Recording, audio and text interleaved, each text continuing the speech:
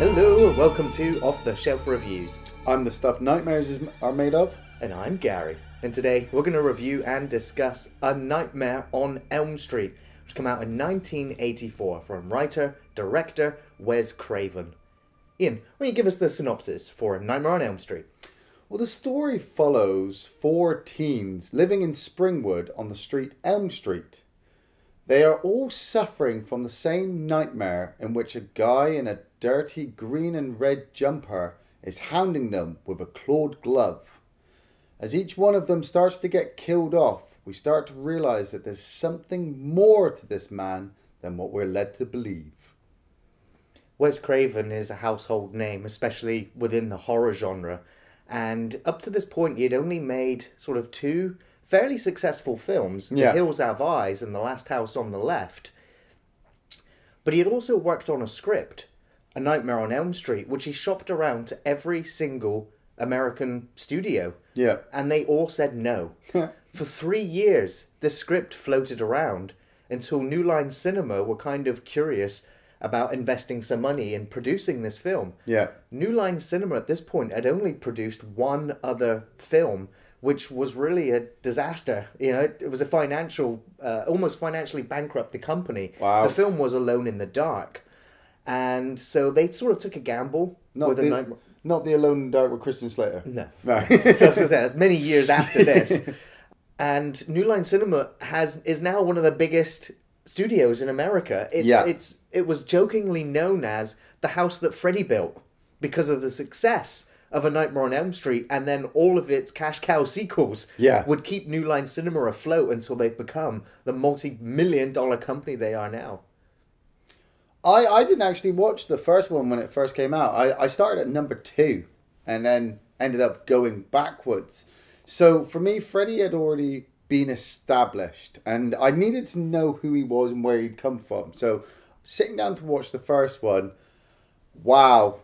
You know, I sat down to watch this for the review and it immediately just hit me that this film doesn't hold back with its punches or anything like that. I think with what had happened with Friday the 13th when that came out, Texas Chainsaw Massacre and Halloween and the other types of horror movies that had sporadically come out before Nightmare on Elm Street. Well, for me, this was like the next wave of horror icons. Yes. You know, we'd moved past the Universal monsters. Yeah. And now these were all the new faces of horror. Yeah, and you needed to make those faces scary.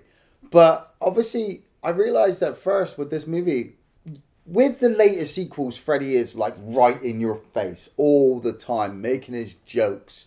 And it was really nice to remember that in the very first movie, Freddy is in the shadows. He's stalking you. He is scraping his claw against those pipes. He's saying your name in whispers. And then he's jumping out and you're like, that's good. That's what a fucking horror character is supposed to do. Well, Wes Craven always intended for him to be a silent killer, just like the sort of other characters, the other horror icons that were popping up. Yeah. And Freddy Krueger definitely evolved throughout the sequels. Famously, in the second film, Robert Englund was not cast as Freddy Krueger. They hired a stunt double. Wow. Which is what I think they originally went for in the first film until they realised that you need an actor in that suit. Yeah.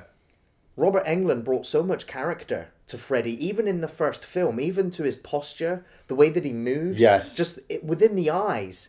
You know, when Robert Englund said he put on the glove for the first time, he felt the weight of it. And so subsequently, his shoulder kind of limped down. And that gave him the posture and the movement. And all of that is Robert Englund. That's not in the script. And so that just goes to show you how much of that actor brought to that role and would continue to do so for decades. Please, God. This is God.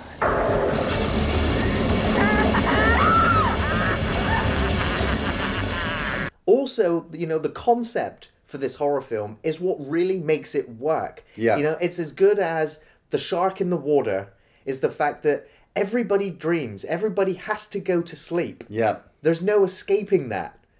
And that's where the killer is waiting for you. That is truly horrifying.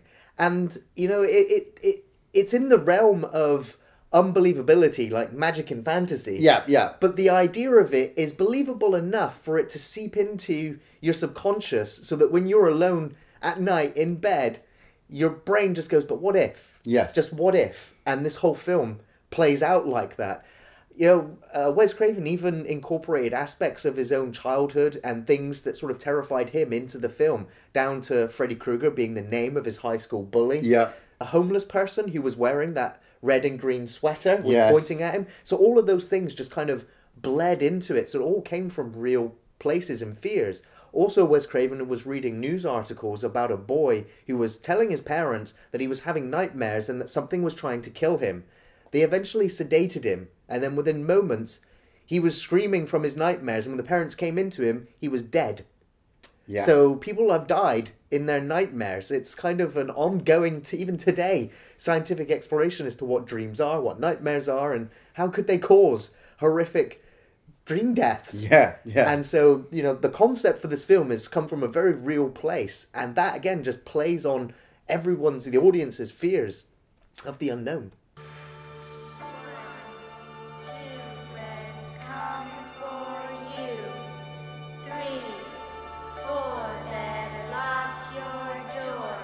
Heather Langenkamp playing Nancy. Wow.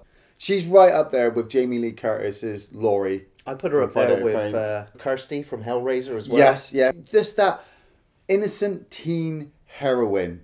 I look at Heather Langenkamp and I'm just like, I feel bad that she was typecast to always play Nancy, kind of like Jamie Lee Curtis is playing Laurie. But at the same time, when she would later reappear, there were some pinnacle moments for her, coming back in the third one and then New Nightmare. All of those films come back to this one. She is the nemesis to Freddy. Freddy wants her, but he just can't get his fucking hands on her. So he decides to kill all of her friends around her. You've got Nick Corey playing Rod.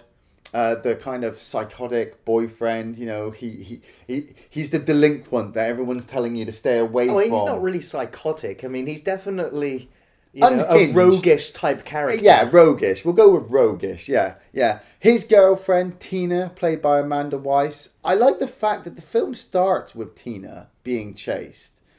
And you follow Tina and all of her friends doing the kind of normal trope of, don't worry, it's nothing to be scared of. You're in a fucking horror movie, of course it is. Even though we're all having the same dream, it's nothing to worry about. And then what? Within the first 20-25 minutes, Tina is dead.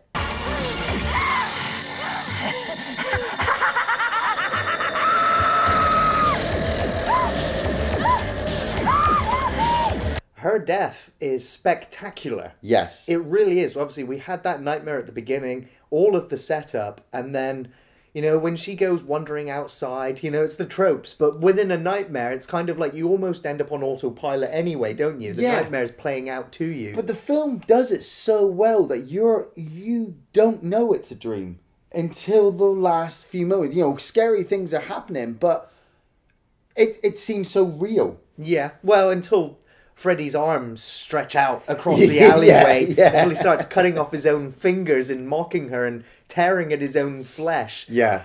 The close-up prosthetic of her shirt being ripped open and the blades, the invisible blades cutting her open. It's just that, it's such a subliminal shot. And I credit the film's opening shot of the glove being made. You see it very quickly just tear into some fabric and tear down. That few frames just cements in your head what those blades can do to flesh. Yes. And then when you see it happen, and you see her spinning around the room...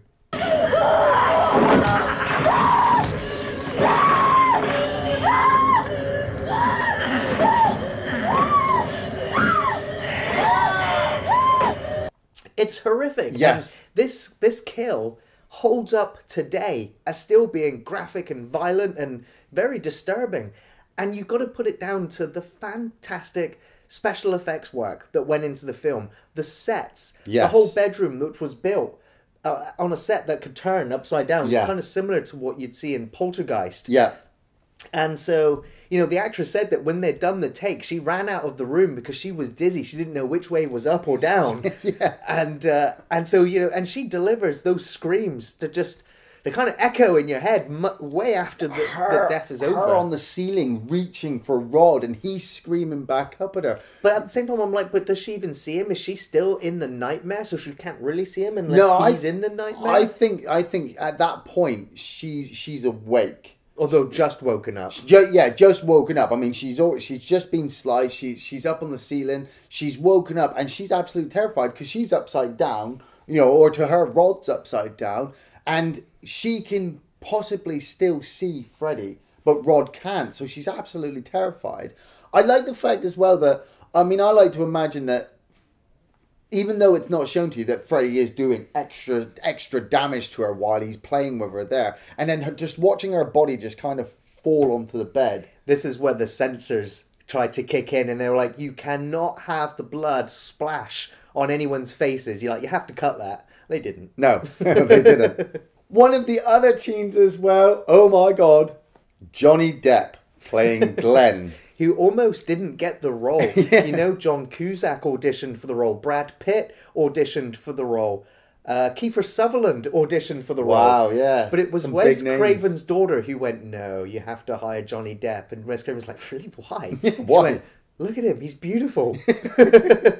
I gotta admit, though, he is pretty damn good looking. But he's meant to play the jock sort of character. And he's just so small compared to the other characters. You're just like... He tries to pull off the jock type character, but it doesn't really work. He still just comes across more as a more well-rounded, nice guy. Yeah, more of kind of like a little bit nerdish. A little bit. Yeah, just a little bit. Putting him in comparison to Rod. Maybe a funeral, dickhead. It's just a sleepover date, Rod. Tina and me. Glenn was just leaving. You see his face? You see his face? Who, like we said, is this roguish character with the leather jacket and, I'm just going to have sex with my girlfriend all the time. You're looking at Glenn, and I like the way that Glenn and Nancy's relationship is a kind of, look, we're still fledgling. Let's not rush into it. I don't want to just give my virginity away to whoever. Well, they were supposed to be playing 15-year-olds. Yeah. Yeah, all of the cast were in their sort of early 20s. Yeah, I put them down to about 17, 18 for myself. Just, I can't see them as 15-year-olds. I know that that's what they were going for, but that's just a bit too young. God, I look 20 years old. Once Tina has died, this is where the mystery starts to unfold. Nancy and Glenn to get taken to the police station, and we find out that her father is the local sheriff, played by John Saxon. Now, if you're a movie connoisseur, you should know who John Saxon is. Not just from Nightmare on Elm Street, but from the almighty classic Enter the Dragon with Bruce Lee. I'm pretty sure he kind of trained with Bruce Lee as well while Bruce Lee was alive. So I'm looking at John Saxon here and I'm just like, when he gets hold of the killer, he's going to break him. He seems to play a cop in a lot of movies as well. Yeah. And TV shows. Yeah. And I like the relationship that you've got going on there. You've got Nancy and her dad Don, and then you've got Nancy's mum, and you can tell there's a bit of friction there. They are so well acting that there's a bit of friction. You can see Heather Langenkamp pulling off this, my friend's been murdered and I'm absolutely terrified. I feel this estranged relationship with the mother, although with the father, she's definitely sort of had him under her thumb, wrapped around her finger, daddy's little girl. Yeah. Because they have that sort of relationship where he can't say no to her, but at the same time, he's very disbelieving of anything she has to say. Yeah. He's very protective of her. And I feel that he's the one who stepped away from the relationship. As the film would progress, we'd realise that the mum likes to have a bit of a drink every now and again. And maybe that's what caused the separation. But with the dad's job... No. What caused it? Killing Freddy Krueger. Oh, yeah. I totally forgot about that one. He can't get you now. He's dead, honey, because Mommy killed him.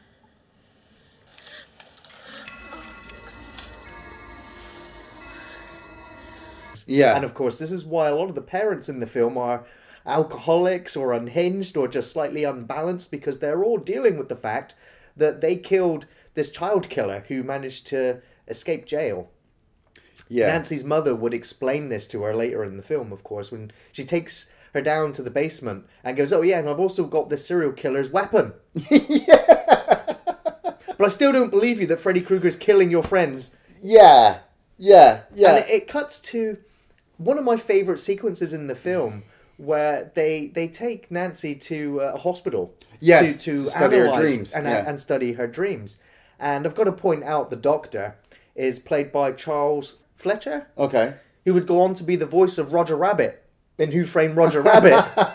So I'm like, okay, so you've got Roger Rabbit doing dream analysis. Yeah.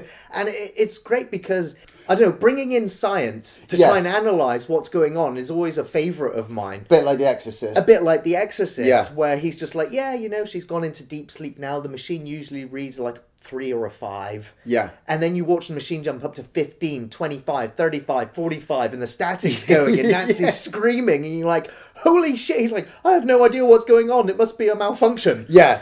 And she pulls out Freddy Krueger's hat. I brought something out from my dream. Where did you get that? I grabbed it off his head. And she's got cuts on her arm. And the mother's still like, magic tricks. I'm like, the doctors are speechless. And I'm like, I want to see them.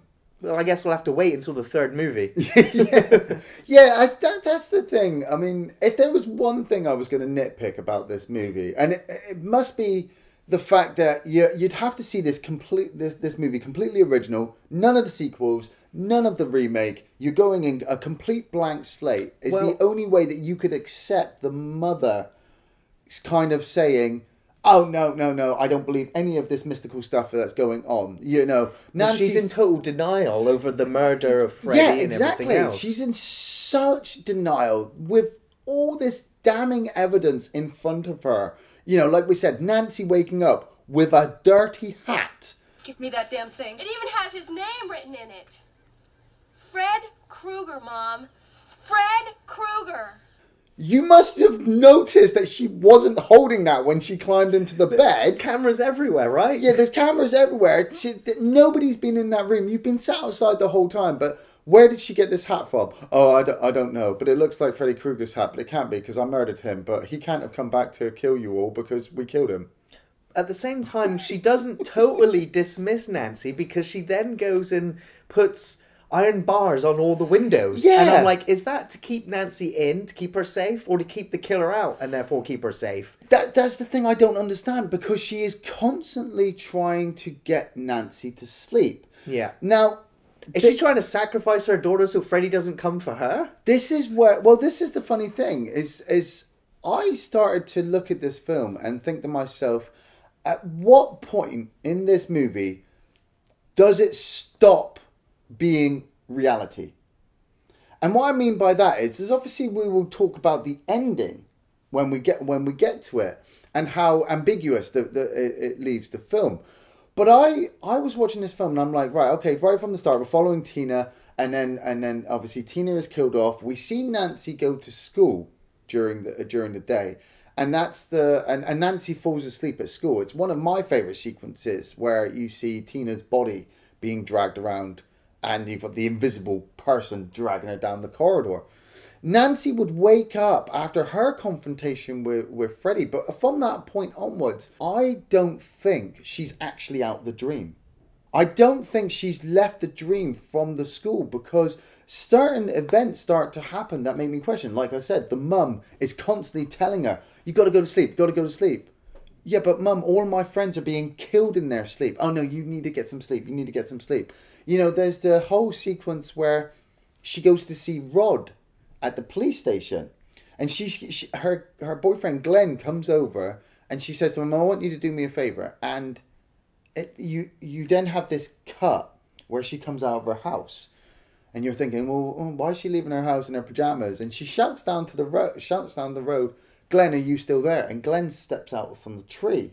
Now, it won't be until after this sequence has ended that we realise that Glenn has fallen asleep.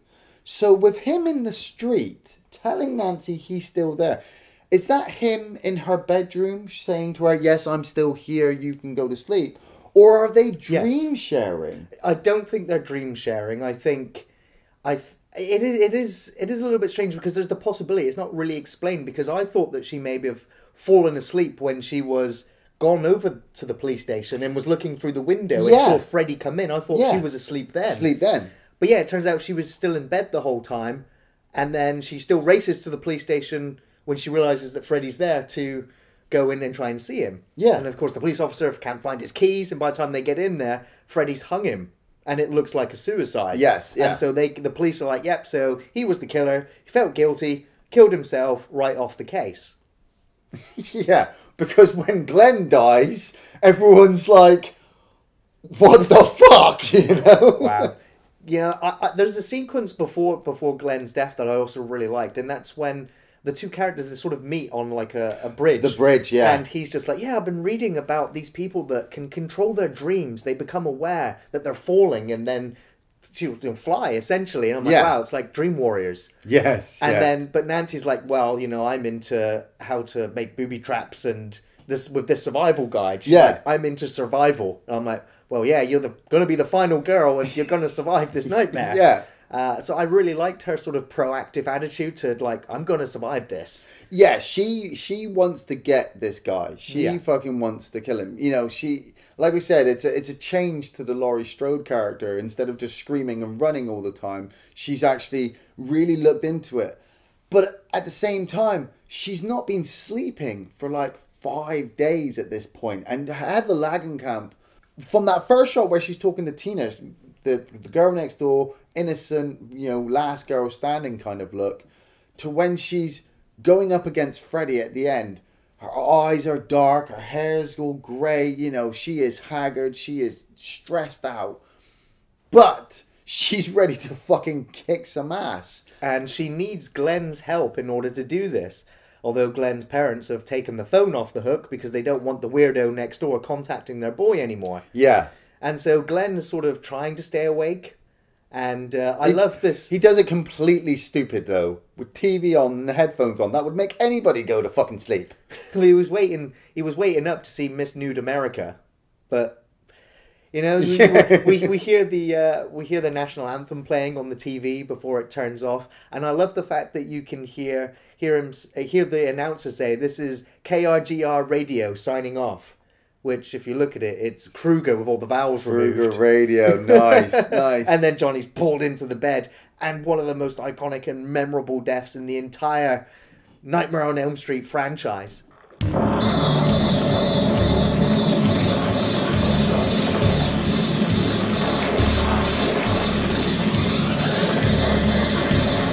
Again, they pulled off this effect by the rotating room. Yeah.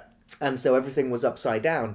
And, behind the scenes, one of the guys that was pouring the blood through this hole that would come down, as soon as the blood hit the light at the bottom, it sent an electrical current right up to him, which electrocuted the person throwing in the blood.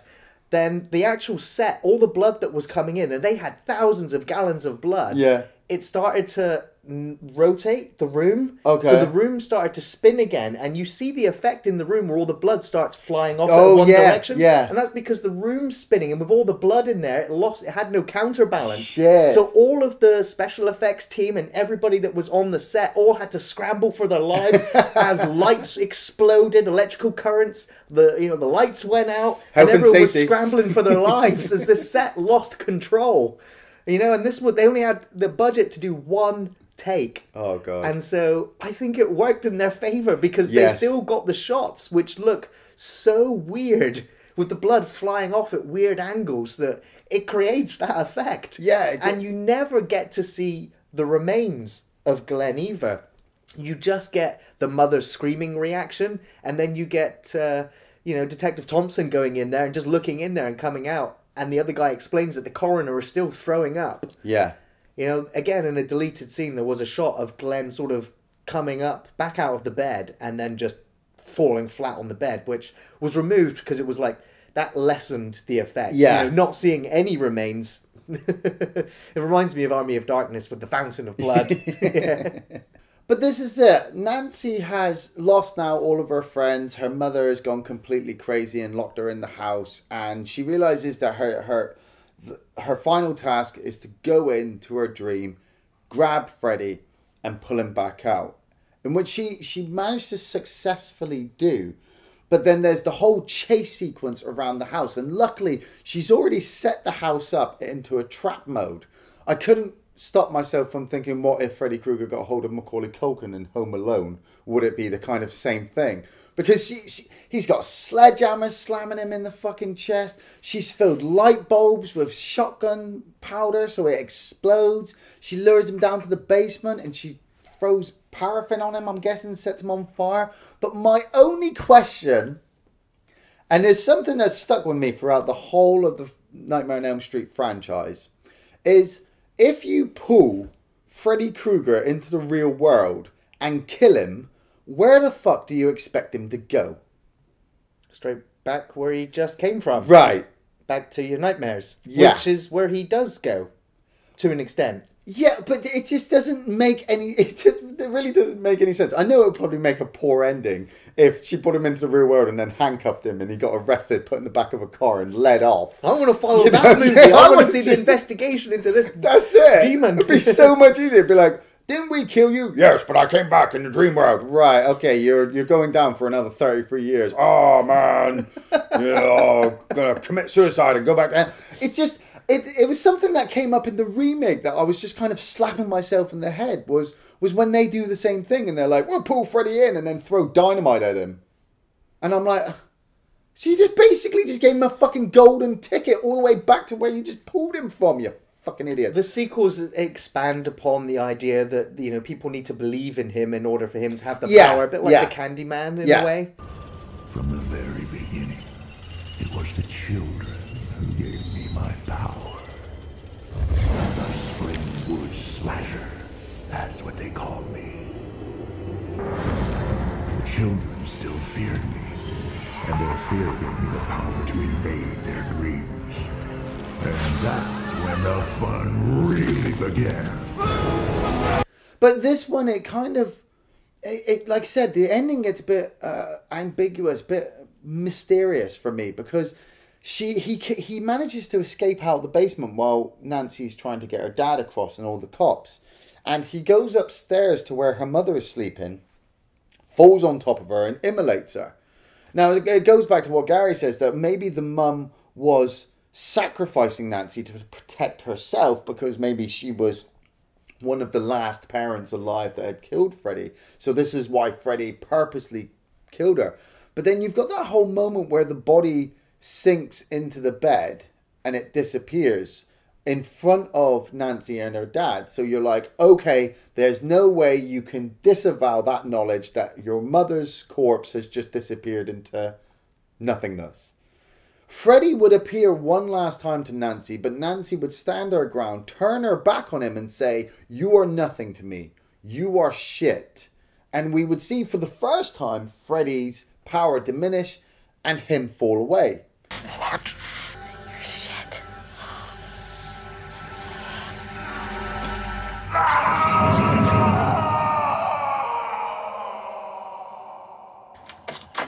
And you think, it's all done.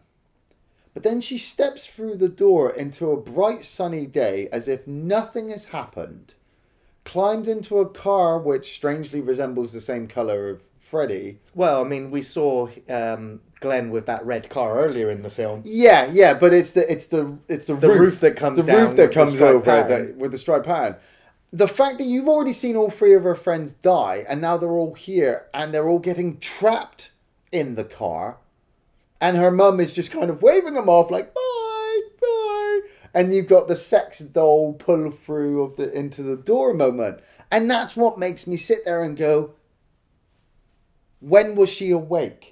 When was she asleep? Well, I think is that whole final battle with Freddy, was that all a dream? You know, I don't think it was within this film. I think she, after defeating Freddy, she finally passed out or gone to sleep or got sedated or anything. Yeah, and then dreams that everything's okay only for Freddy to then get her in her dreams. Because as we've said, where have you sent Freddy? Back to her nightmare. Yeah, Who then gets her? That's the only thing. That's another thing I think is that as soon as she opens that door, her dad was like, Nancy, and she's like, yeah, and just completely passed out in front of him. Yeah, not realizing that you've taken Freddy's power away, but you're in a kind of a coma. Because I like to believe that as soon as this movie ended and she passed out, she went into a bit of a coma until number 3. And that's why she would not appear again until number 3, because she would be woken up by, I think it's Rosanna Arquette's dream power scream thing. Yeah.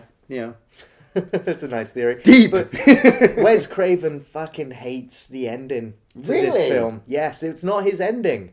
Wes Craven's producer was just like, no, let's maybe leave the door open for sequels, maybe. Yeah. But let's just have that twist ending where it's the bad ending. And Wes Craven was like, no, I want the whole film to be a nightmare. The whole film was just a dream.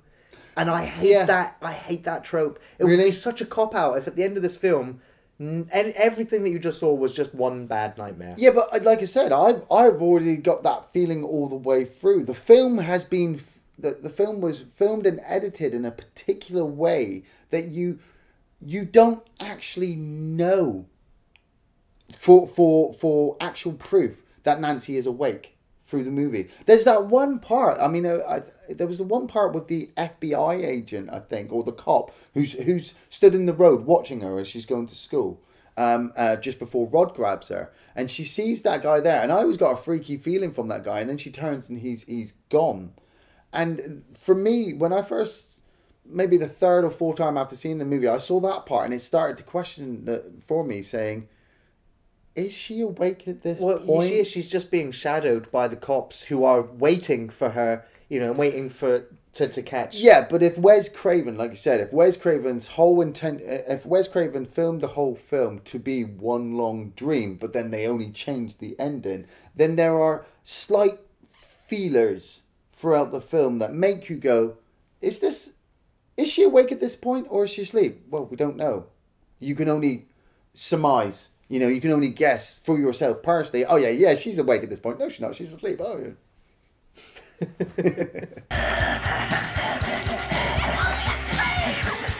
Come to Freddy. Before we move into favourite scenes, though, I just want to say that I think that the music in this film is also just as iconic. As soon as you hear the first few notes of the soundtrack, you know you're on Elm Street, and you know that Freddy Krueger is nearby. Yeah. I think there's the music in the film sometimes when Freddy jumps out during the nightmares is a little bit too synthesized and a little bit too... yeah, that was the aspect of the time, though, isn't it? I know. I like the fact that you have that little twinkling of the piano, but then you can easily just edit in a bit of a scratch of the gloves, and it works so well, and you kind of sit there going, oh my god, where was it? Definitely. And I also want to talk about David B. Miller, who did the special effects on Freddy and would subsequently do the effects, I think, in 5 and maybe New Nightmare. I love the fact that you don't see Freddy that much. He has less than 7 minutes of screen time in an hour-and-a-half film. And it so works. Like I said, just seeing the eyes. Yeah. Just it's the best thing with the best killers in their original movies. They only have a small amount of screen time because less is more. Yeah. Especially in horror. And I know that later on, the sequels, people like more Freddy, but it just made him comical. When you saw him stood there with the makeup in the suit, you're just like,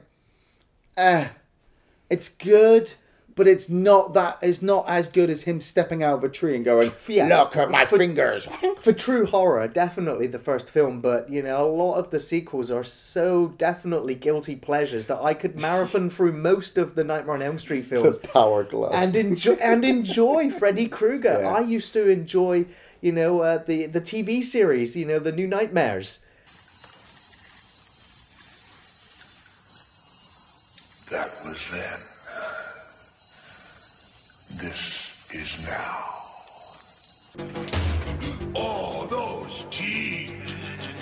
Oh, I'm afraid they'll all have to go. You tell Freddy when it doesn't hurt. Big deal. I used to love every single one of Really? those. Yeah, Oh, I would watch them fuck me, just mate. because of Oh, Robert Englund's God. Freddy and the iconic intro of him again just tearing apart that cloth and appearing. He did become a pop culture icon very easily. Yeah, definitely. There's also one other bit of trivia that I've got to bring up, and we mentioned that in The Evil Dead, Sam Raimi put a poster in the background for The Hills Have Eyes. Yeah. So this was Wes Craven's way of going, okay, Sam, we're going to have Nancy watch The Evil Dead. And I was kind of like, I'm pretty sure she's watching this film out of order. Yeah, because it's near the end of the film, and then a few seconds later, it's right back near the beginning of the film. because he slams the door. He slams the door like he does at the end of the movie, and then you hear his sister go, "Shut it up!" And I'm like, and you hear a chainsaw revving and stuff like that, and I'm like, somebody's fucked with the editing there, because that's a really fucked up version of Evil Dead she's watching.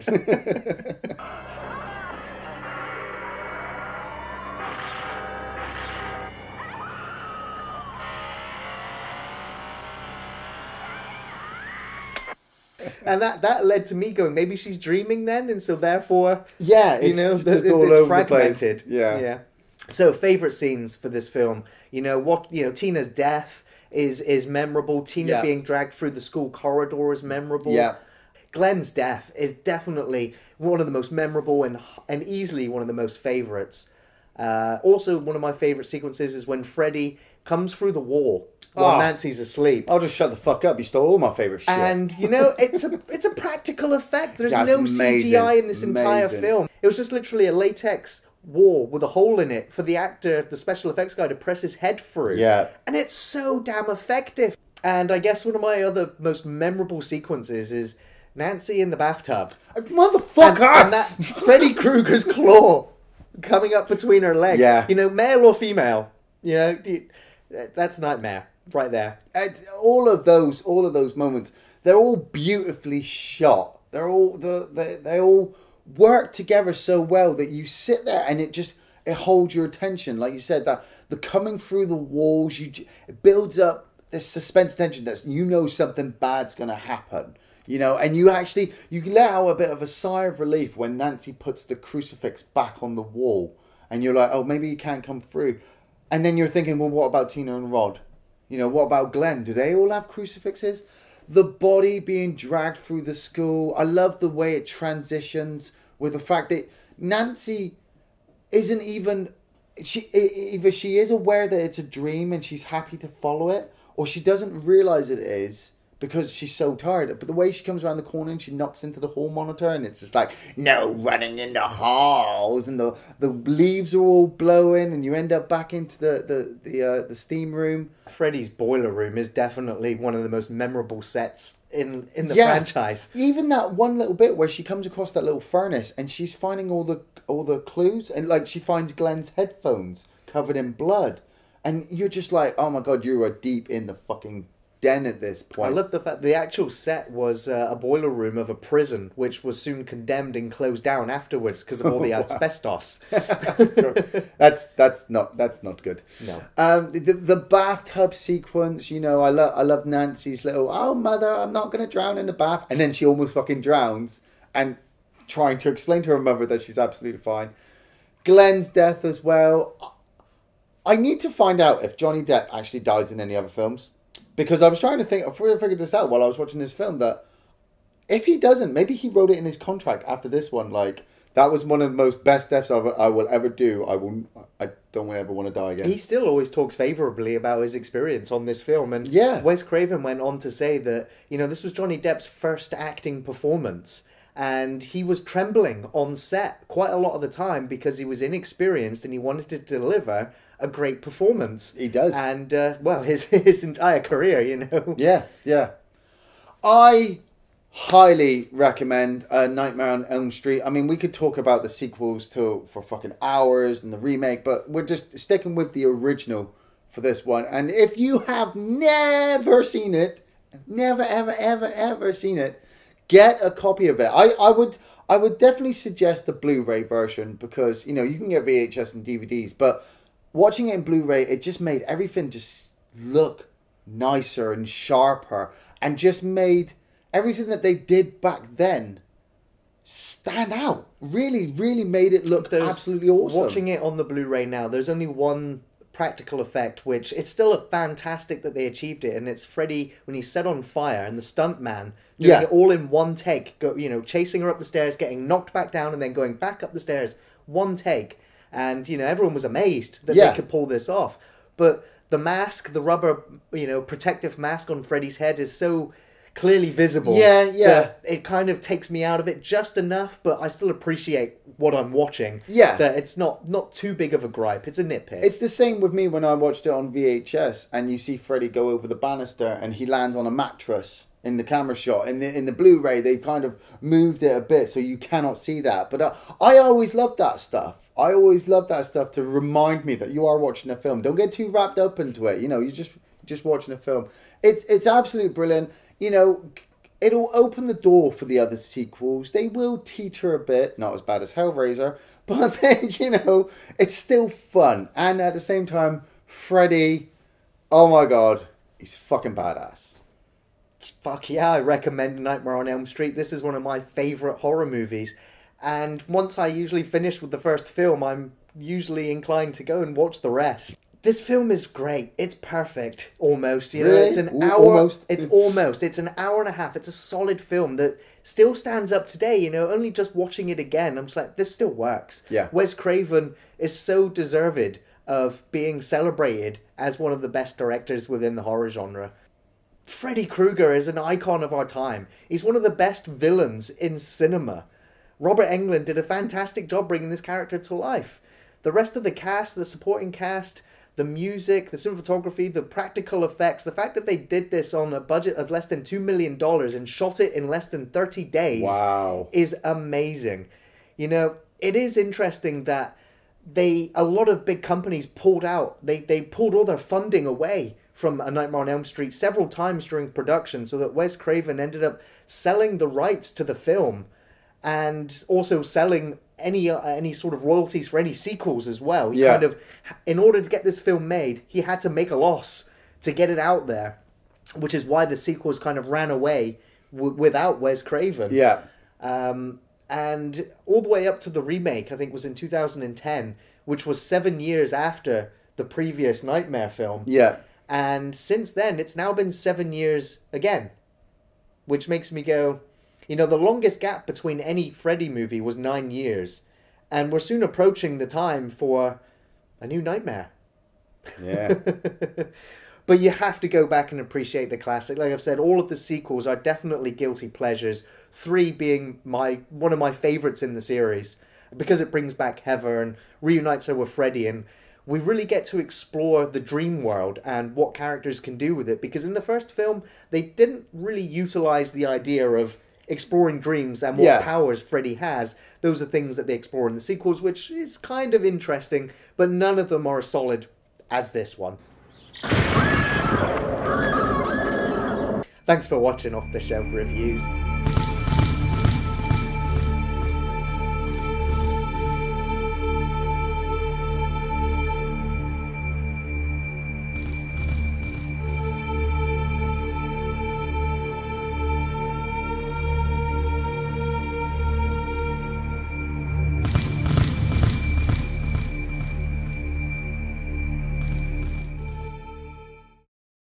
It's just a nightmare. That's enough.